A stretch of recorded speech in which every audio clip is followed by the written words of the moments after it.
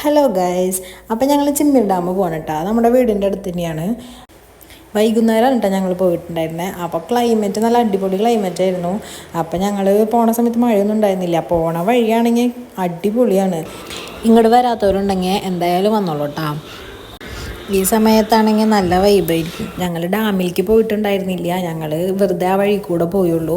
അപ്പോൾ ഇങ്ങനെ കുറേ സ്ഥലത്ത് ഈ റബ്ബർ തോട്ടത്തിൻ്റെ ഇടയിൽ കൂടെ ഇങ്ങനെ വെള്ളം പോകുന്നുണ്ടായിരുന്നു.